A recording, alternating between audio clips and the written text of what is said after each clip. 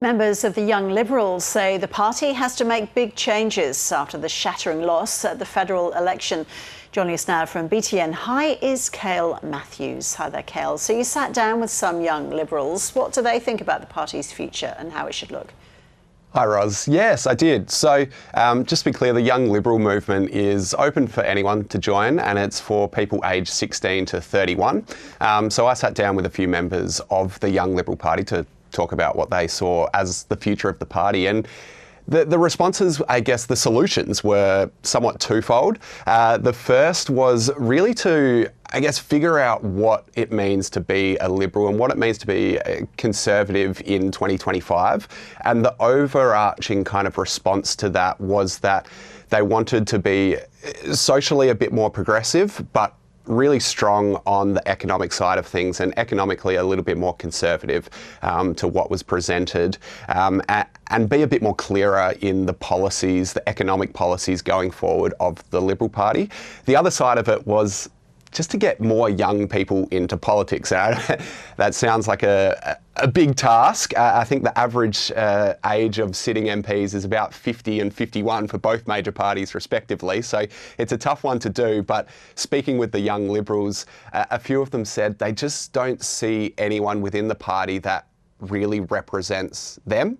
And so it was about identifying young talent and really pushing that pipeline to get more young Liberals, talented young Liberals through into federal politics. So I sat down with 3 young Liberals and we'll take a look at what they had to say. I think the more important thing to do is to sort of go, okay, what does it mean to be a Conservative in 2025?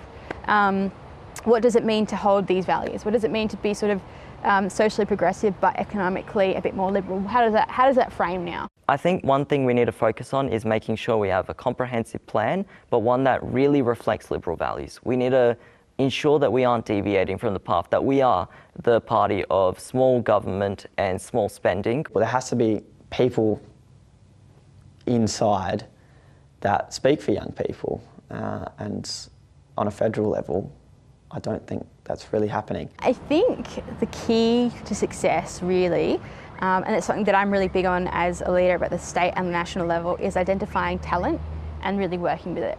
I think that the more candidates you get of a higher calibre, the more likely you are to win seats, to cut through to voters and to have people in your community who will actually advocate for you. The trend we're seeing at the moment, it used to be that younger voters tended to favour Labor and the Greens, but then as they got older, they shifted more towards the Liberals. But that trend seems to not be happening as much anymore. And as millennials get older, they're kind of sticking with Labor and the Greens. And I think that's certainly something that the Young Liberals talked about and wanting to address. And that came from being really clear early on what is in their policies for young people and communicating that effectively. The biggest thing they spoke about during this last election was the people that they spoke to kind of just said that Liberal were Labor light. They weren't really clear on what their values were going into the election.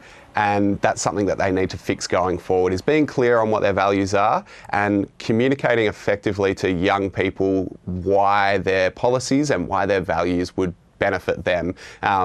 So I guess the overarching theme was, yes, a bit of soul searching to do from the Young Liberals, but they were all very optimistic about the future.